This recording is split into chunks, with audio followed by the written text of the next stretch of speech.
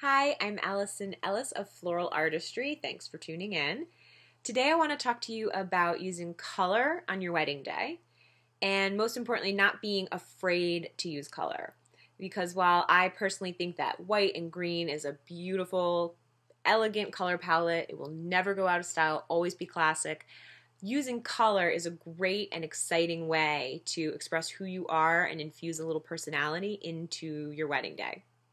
So if you're not sure where to start when it comes to building a palette, I say pick one color as a building block, and whether that's a slate blue or a wisteria or a fuchsia, come up with one color that sort of speaks to you and let a floral designer help you create a palette that infuses your personality, that speaks to who you are, and shows off a little bit of your personal style. Whether that's something that's within the color palette, so say it's fuchsia and we keep with things that are in the pink family, or it's something more bright and bold, like lots of different colors of oranges and yellows and reds and blues. Having a good foundation color that can be this jumping off point is such a great way to just get started. And a good floral designer should be able to offer suggestions that make you get a little bit excited. And when we're talking about flower choices, not every flower comes in every color. So a general guideline on that is, flowers that come in purples and blues are not usually available in reds and oranges and yellows. But of course, there are exceptions to this rule. And your floral designer should be able to point you in the right direction when it comes to flowers and colors, and also season, because season certainly dictates to some degree what flowers are going to be available for your wedding. Which is partially why we love roses. Florists love roses, not because we're boring, but because they come in so many great, beautiful colors, and they are a great building block for your palette. You can get so many beautiful shades of oranges, or pale yellows to bright yellows, different shades of that hot pink rose, and even whites. I mean, every floral designer has got a favorite white rose that they like to use for their wedding work. So roses are just a great go-to for us, not because we're boring and not creative, but because we just think they are such a great building block for your palette. Now, flowers are not the only way to infuse color into your wedding, and I think a beautiful linen can work wonders in a reception space.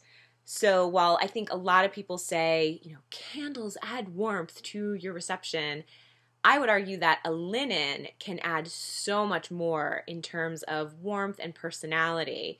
And whether you're going with a metallic gray or a mossy green or a pale pink pin tuck, if you have a linen that is a good foundation for the table, it highlights the flowers, it brightens up the room, it just shows a lot of thought and care went into sort of planning every detail of your wedding. So custom linen, I think, is a great, great choice.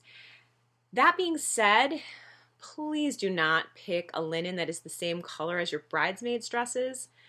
You just don't want a bride in like a coral dress sitting at a coral table and you don't know like where the tablecloth ends and the bridesmaid begins.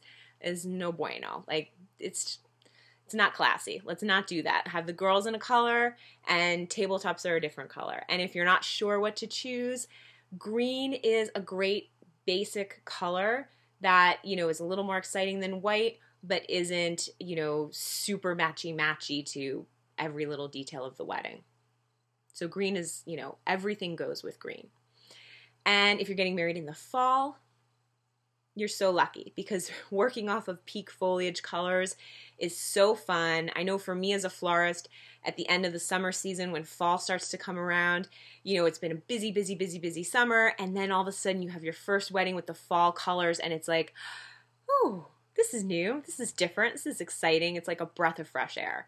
So, but that being said, if peach or an orange and burgundy is your favorite color and you're getting married in August, go for it. Just because it feels like a fall palette, don't let that stop you from using colors that you love. And I think that's probably the most important tip, is to just use colors that feel good to you and that feel like you and work for your personality, not something where you're like, oh, I hate pink, but for some reason I chose all pink for my wedding. So just keep that in mind that, have fun with it and pick something that feels right to you.